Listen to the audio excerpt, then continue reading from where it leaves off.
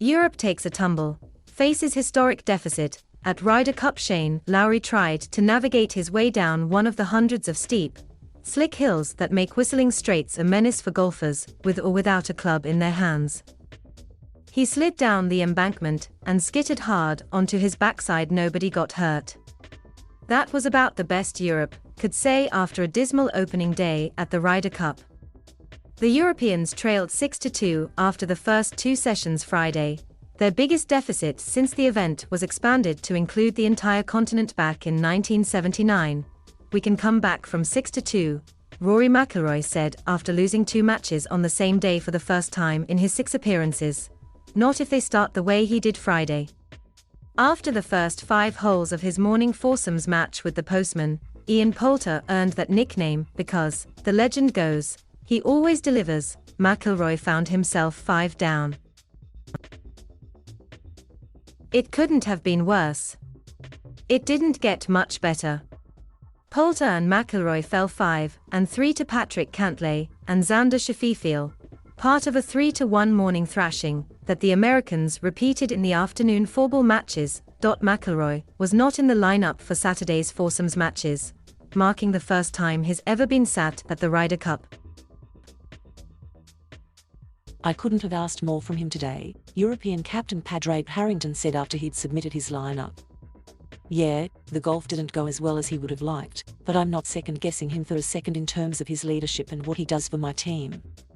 The only bright spot for Harrington's team came early, when Jon Rahm and Sergio Garcia, the latest iteration of the Spanish Armada, made more than 125 feet worth of birdie putts en route to a 3-1 victory in foursomes over Justin Thomas and Jordan Spieth.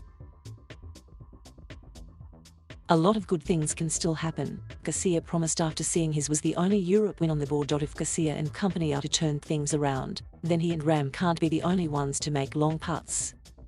There's also some help from the Americans, who look nothing like the underachieving teams that have lost this event 9 of the last 12 times despite almost always having better players on paper.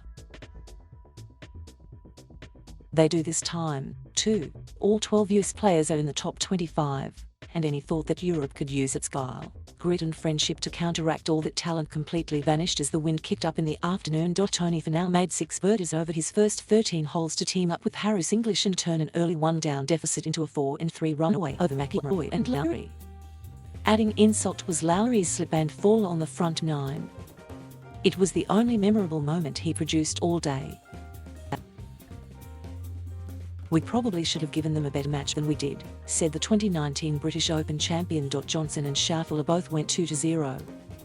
They took a 3-up lead after 5 holes in the afternoon against Paul Casey and Bernd Wiesberg and never looked back in a 2-1 victory. Despite all those losses, things actually could have been worse for Europe.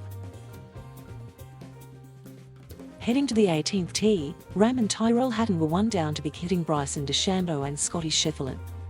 Hatton placed his drive in the fairway, then hit an approach to 7 feet, which he sunk for a birdie to salvage a half-point. The tie, along with Tommy Fleetwood and Victor Hovland's draw against Thomas and Cantlay, gave Europe 2 points for the day. "As much as we'd like to get wins on the board, we couldn't afford to lose those matches," Harrington said. "Only twice before have the Europeans not scored at least 3 points on opening day. They trailed 5-1-2-2.5 both in 2008 and in 1979, the first year Europe came to the Ryder Cup as a team. They lost both times. Still, a half-point felt like a lot on this day for a team that heard more USA chants than it sometimes does over an entire weekend that was obviously huge for the team there at the end," Hatton said. "And hopefully we go into tomorrow with momentum on our side." Thank you for watching. Please subscribe